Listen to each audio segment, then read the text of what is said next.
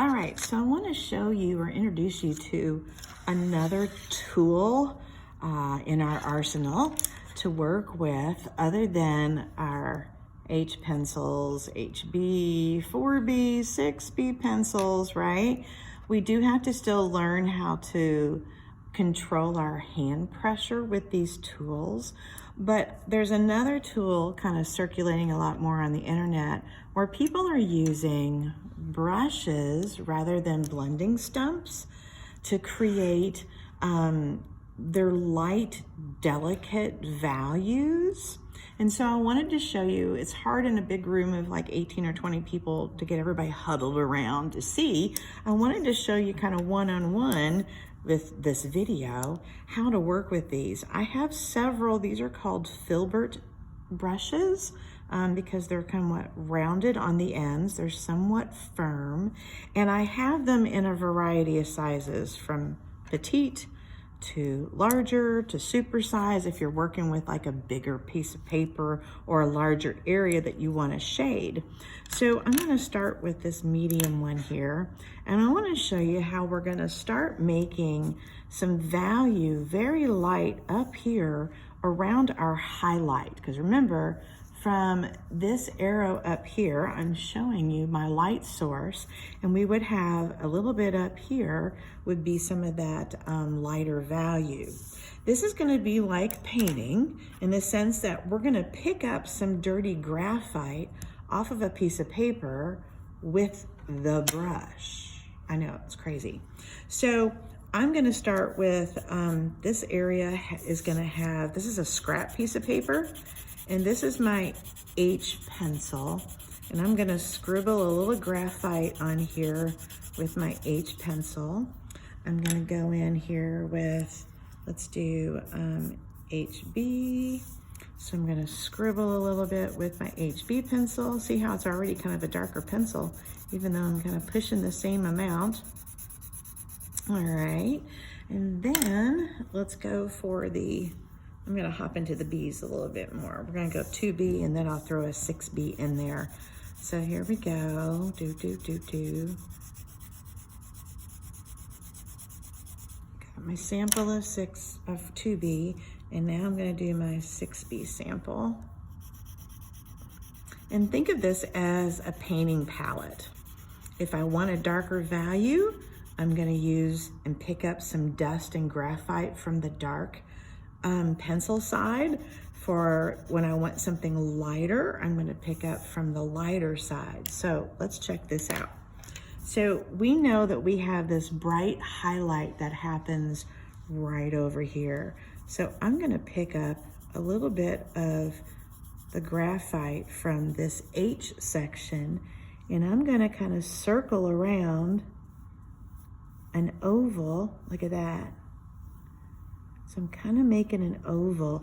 If you don't feel like your oval is really, rounded enough, or if it's too pointy, you can always come in with a little bit of your kneaded eraser, right? I can pick up a little bit more over here, and I could start doing this. And I want to go right up against the edge of my pencil, my very light pencil line. And I try to make really light ones with like an H pencil and hardly any pressure, so that one, it either disappears, or two, I can kind of lift it a little bit easier when I need to. Now this is very faint. I'm going to pick up some more over here, and I'm going to kind of start dusting this way, and I'm going to start following my curve over here. And again, I'm kind of spreading the bristles out a whole bunch as I start to get away from the super light area. So here's my very light value, right? Wonderful. Now let's start picking up some more. So I'm gonna come over here. Look, that picked up really easily. I'm gonna come over here, and if you're like, oh my gosh, I think that's too much, right? Remember, you can always come in and kind of go, okay, let's lift a little bit of that back up. Let's put a little bit more down that's not quite as dark. Okay, you could also, if you know when you're picking up something from here, it's gonna be too dark, get some of the surprise out of the way on that scrap paper, and then come back and begin to put it in. Here we go. So I'm gonna pick up just a little bit more. I'm gonna keep going around. So I start on the edge and I work my way in a little bit in these medium light areas. So remember, we have our highlight, we have light, and then we have sort of this mid-tone color, which is kind of this HB. So I'm gonna turn my circle around a little bit more so I can kind of get in here a little bit more comfortably. So I can start working in that arc, that curve, in some of these mid-tones. Gonna pull a little bit more up. And here's some of the mid-tones. Okay, and then from here, I might start with my pencil values. I might take a little bit of my 2B here to kind of get some of that extra dark going, but I'm gonna start taking over with my pencil next. So if this next area is gonna be kind of in the 2B, then I'm very, very light with my 2B. And I'm gonna come back in over some of my blended areas. Look how I'm trying to go as light as possible. And then I can take this back up and I can kind of soften this, right?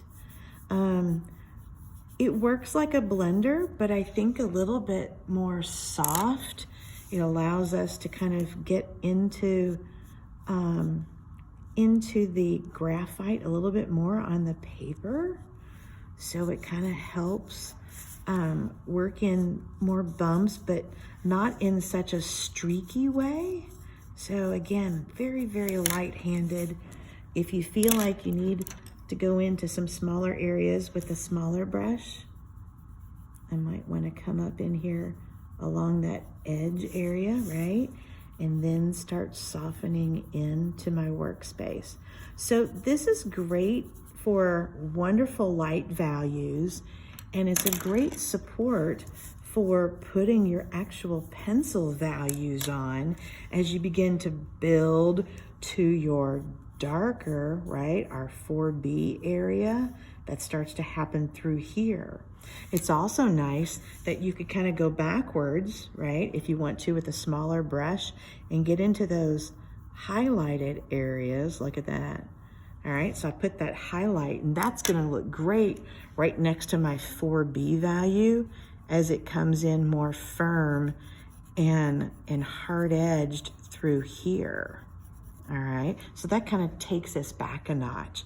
I wouldn't use it really much on my shadows because, of course, remember we have our 6B, 4B, and our 2B. What I think it would be beneficial in is as you are shading out with the 2Bs, which is what this pencil is here, I'm gonna kind of give a little bit of a ragged edge there, and it's coming from something more firm and more pressure filled, right? Is that this might be nice along the edges, just along the edge ever so lightly, so that we can kind of see where these values begin to fade out.